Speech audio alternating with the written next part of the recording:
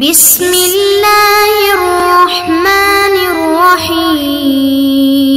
بسم اللہ الرحمن الرحیم۔ الحمد للہ وکفا وسلام علی عبادہ الذین اصطفیٰ، اما بعد۔ عزیز طلبہ، فقہی قواعد کا تطبیقی جائزہ جاری ہے، اور اس حوالے سے ہمارا جو 99 قواعد ہم نے رکھے تھے ان میں تیسرا قاعدہ ہم نے گزشتہ نشست جو کہ نشست نمبر 13 تھی اس میں ہم نے تیسرا قاعدہ شروع کیا تھا، الیقین لا یزول بالشک۔ آج کی نشست کے اندر اسی قاعدے کے جو بقیہ عنوانات ہیں ان کو مکمل کریں گے، اور آج کی نشست ہماری ہے نشست نمبر 14۔ تو اس قاعدے کے الیقین لا یزول بالشک کا پہلا عنوان ہم نے پڑھا تھا دیگر تعبیرات، دوسرا عنوان بھی ہم نے مکمل پڑھ لیا تھا الفاظ کی وضاحت، جس کے تحت ہم نے دو الفاظ کی وضاحت کی تھی، ایک یقین اور ایک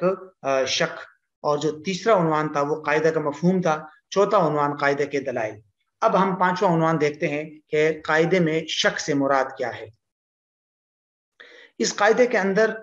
ایک لفظ استعمال ہوا ہے نا، الیقین لا یزول بالشک کے تحت میں شک سے کیا مراد ہے؟ تو بنیادی طور پر علماء اہل علم جو ہے وہ شک کو دو قسمیں شک کی بیان کرتے ہیں۔ ایک شک طواری، طوا کے ساتھ شک طواری، اس کا مطلب ہوتا ہے کسی امر کے یقینی طور پر ثابت ہو جانے کے بعد اس چیز کے بقا اور استمرار میں شک واقع ہو جائے، یعنی ایک چیز پہلے ثابت ہو چکی ہے، اب وہ چیز اب تک بھی برقرار ہے یا نہیں، اس بات میں شک ہو جائے، اس کو کہتے ہیں شک طواری۔ دوسری قسم ہے اس کو کہتے ہیں شک لتعارض الادلہ، جس کو شک کی اصلی بھی کہا جاتا ہے۔ اس کا مطلب یہ ہوتا ہے کہ کسی معاملے کے دلائل میں تعارض کی وجہ سے اس کے حکم میں شک ہو جائے، جیسے خچر کے جھوٹے کے بارے میں روایات مختلف ہے تو اس کے حلت اور حرمت میں شک ہو گیا۔ تو اس قاعدے کے اندر جو شک ہے اس سے مراد شک طواری ہے، جو یقین جس کی وجہ سے آپ یقین کا ازالہ نہیں کر سکتے۔ شک کی جو دوسری قسم ہے شک کی اصلی یا شک لتعارض الادلہ، وہ مراد نہیں ہے، اس قسم کے شک کی وجہ سے یقین میں خلل آ جاتا ہے اور آپ یقین حکم لاگو نہیں کر سکتے وہاں۔ تو اس لیے یہاں جو اس قاعدے میں شک ہے اس سے مراد جو ہے وہ شک طواری ہے، شک کی اصلی یا شک لتعارض الادلہ نہیں ہے۔ اچھا جی، یہ جو ایک اور عنوان ہے آپ کے سامنے، ظن کے مختلف درجات۔ اگر انسان کے ذہن میں کسی چیز کے وقوع اور عدم وقوع کے دونوں جانب بالکل یکساں ہو نا، ایک چیز ہے اور اس کے بارے میں آپ کو دونوں جانب میں شک ہو جائے کہ یہ چیز وجود میں آئی ہے یا نہیں آئی، اور دونوں جانب بالکل سیم ٹو سیم برابر ہے، تو اس کو شک کہتے ہیں، جیسا ابھی ہم نے پڑھ لیا، ٹھیک ہے۔ لیکن اگر کسی ایک جانب کو ترجیح حاصل ہو جائے، انسان کو ایک جانب کو عقلی طور پر کچھ ترجیح دے سکتا ہو، تو ایسی صورت میں اس کی پھر دو صورتیں بنتی ہیں۔ ایک صورت تو یہ ہے کہ ایک جانب کو ترجیح حاصل ہو لیکن دوسری جانب کا احتمال ابھی بھی کچھ نہ کچھ موجود ہو، تو ایسی صورت میں جس جانب کو ترجیح دی گئی ہو اس کو ظن کہتے ہیں۔ اچھا جی، دوسری صورت، اگر ایک جانب کو ترجیح دینے کے بعد دوسرے جانب کا جو احتمال ہے وہ ترک ہو جائے، یعنی ایک جانب کو آپ نے ترجیح دے دی اور جو دوسرا سائیڈ یا جانب ہے دوسرا وہ بالکل ترک ہو جائے، انتہائی ضعیف ہو جائے، ناقابل اعتماد ہو جائے، تو پھر ایسی صورت کے اندر جس جانب کو آپ نے ترجیح دی ہے اس کو ظن غالب، اور جو مرجوح جانب ہے دوسری والی جانب جو ناقابل اعتبار ہے اس کو وہم کہتے ہیں۔ تو یہ ہے بنیادی طور پر علماء اس کی مختلف وہ کرتے ہیں۔ فقہ کے اندر جو ظن غالب ہوتا ہے وہ بھی علماء نے یقین کے درجے میں اس کو رکھا ہے۔ اچھا جی، اب یہ آگے عنوان ہے شک کی اقسام۔ شک کی کچھ قسمیں ہم نے پہلے بھی پڑھی تھی، لیکن یہاں شک کی تین قسمیں مزید آپ ذہن میں رکھ لیجئے۔ ایک ہے شک طرأ علی اصل حرام، کہ جس چیز کی اصل حرمت ہے، جو چیز اصل میں حرام ہوتی ہے اس کے حلال ہونے میں شبہ ہو جائے، شک واقع ہو جائے، تو یہ چیز حرام ہی رہے گی جب تک کہ یقین سے ثابت نہ ہو جائے۔ مثلا گوشت ہے، گوشت کا اصل حکم یہ ہے کہ حرام ہے جب تک کہ یقین سے ثابت نہ ہو جائے کہ مسلمان نے اس جانور کو ذبح کیا ہے۔ تو اگر شک ہو جائے کہ اس جانور کو کس نے ذبح کیا ہے تو شک کی بنیاد پر وہ گوشت حلال نہیں ہوگا، یہ اصول ذہن میں رکھے۔ اور دوسری قسم ہے شک طرأ علی اصل مباح، کہ ایک چیز اصل میں مباح ہے لیکن اس کے حرمت میں شک ہو جائے تو وہ چیز بھی اصلا مباح رہے گی اور شک کی وجہ سے اس کی اباحت میں کوئی فرق نہیں آئے گا۔ مثلا پانی ہے یا دیگر جو حلال چیزیں ہیں اس کے اگر حرمت میں یا اس طرح شک ہو جائے تو پھر یا ناپاکی میں شک ہو جائے تو اس کا اعتبار نہیں ہے، وہ چیز ہمیشہ جو ہے وہ حلال اور پاک رہے گی۔ تیسری قسم ہے شک لا یعرف اصلہ، یعنی کہ کسی ایسی چیز کی حلت اور اباحت میں شک ہو جائے جس کے بارے میں یہ معلوم ہی نہ ہو کہ یہ چیز اصل میں حلال ہے یا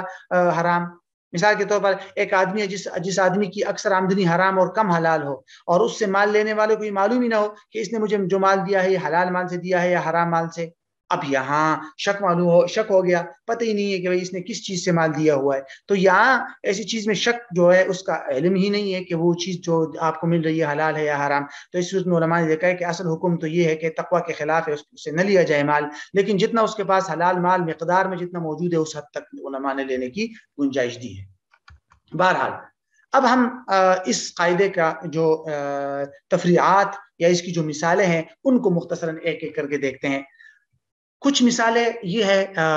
اکثر اس کی بہت ساری مثالیں ہیں اس قاعدے کی، لیکن یہ 3-4 مثالیں ہیں۔ ایک ہے قرض پر گواہی دینا۔ مثال کے طور پر آپ کے سامنے زید نے عمر سے قرض لے لیا اور آپ نے دیکھ لیا، تو آپ کو یقین ہو گیا کہ زید نے قرض لیا ہوا ہے۔ اب 2-3 دن بعد ان دونوں کا آپس میں اختلاف ہو گیا اور آپ سے گواہی کا مطالبہ کیا عدالت نے کہ آپ گواہی دے دیں کہ کیا زید نے قرض لیا یا نہیں، تو آپ گواہی دے سکتے ہیں۔ اگرچہ یہ شک ہے کہ ممکن ہے کہ زید نے جو قرض لیا ہے وہ واپس کیا ہو، لیکن چونکہ آپ نے دیکھا تھا تو آپ یوں کہہ سکتے ہیں کہ میں نے تو فلاں تاریخ کو دیکھا تھا، میرے سامنے اس نے قرض لیا تھا، ادائیگی کا مجھے علم نہیں ہے۔ ٹھیک ہے، تو چونکہ یقین ہے تو یقین پر آپ گواہی دے سکتے ہیں، اگرچہ شک موجود ہے واپس ادائیگی کا، لیکن اس کا کوئی اعتبار نہیں۔ اس طرح ملکیت پر گواہی کہ اگر آپ کو یقین ہو گیا کہ زید نے کسی سے کوئی چیز خریدی ہے، وہ اس کا مالک ہے، تو بعد میں آپ اس کی ملکیت کے لیے گواہی دے سکتے ہیں، اگرچہ شک ہو کہ اس نے وہ چیز بیچی ہے، تو شک کا کوئی اعتبار نہیں۔ اس طرح طلاق میں شک ہو جائے، مثلا ایک آدمی ہے وہ کہہ رہا ہے کہ مجھے اتنی بات تو یقین ہے کہ میں نے ایک طلاق دی تھی، لیکن کیا میں نے دوسری طلاق بھی دی تھی یا نہیں، اس بارے میں مجھے شک ہے،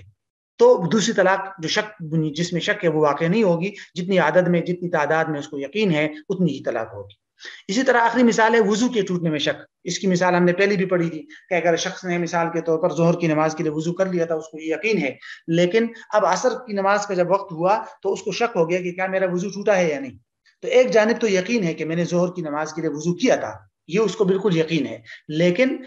اب اس کو وضو ٹوٹنے میں شک ہے کہ کیا میرا وضو ٹوٹ چکا ہے یا نہیں، تو اس کا وضو ٹوٹا ہوا شمار نہیں ہوگا، بلکہ اس کا وضو بدستور برقرار ہوگا، کیونکہ شک کی وجہ سے یقین جو ہے وہ زائل نہیں ہوتا۔ تو بہرحال یہ اس قاعدے کی جو ہے وہ کچھ مثالیں ہیں۔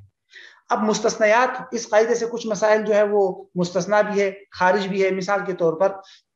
ایک مثال ہم دیکھ لیتے ہیں جس کا تذکرہ جو ہے وہ در الحکام کے اندر بھی ہے، علامہ شامی رحمہ اللہ نے بھی در المختار کے اندر اس کا ذکر کیا ہے کہ ایک آدمی نے کسی سے کوئی چیز خریدی اور اس پر قبضہ بھی کر لیا، تو یہاں خریدار پر ثمن کی ادائیگی یقینی طور پر واجب ہو گئی کہ بھئی چونکہ آپ نے چیز خریدی تو ادائیگی کر دے، لیکن اس کے بعد خریدار نے یہ دعویٰ کر لیا کہ مبیع یا جو چیز میں نے خریدی ہے اس میں عیب ہے۔ ایسی صورت میں خریدار پر ثمن کی ادائیگی کے لیے جبر نہیں کیا جائے گا، بلکہ اس بات کا انتظار کیا جائے گا کہ عدالت سے یہ بات ثابت ہو جائے کہ کیا اس چیز کے اندر عیب ہے یا نہیں۔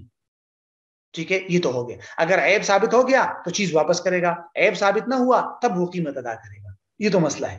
اب اس مسئلے میں آپ نے دیکھا ہوگا کہ پہلے اس پر قیمت کی ادائیگی یقینی طور پر لازم ہو گئی تھی، لیکن جب اس نے عیب کا دعویٰ کر دیا تو ہم نے وہ ادائیگی اس کو تاخیر کر دی کہ آپ فی الحال ادائیگی نہ کریں، بعد میں ادائیگی کر دیں، حالانکہ عیب کا ہونا تو شک ہے، وہ تو صرف شک ہے کہ ابھی اس چیز کے اندر عیب موجود ہے یا نہیں، لیکن پھر بھی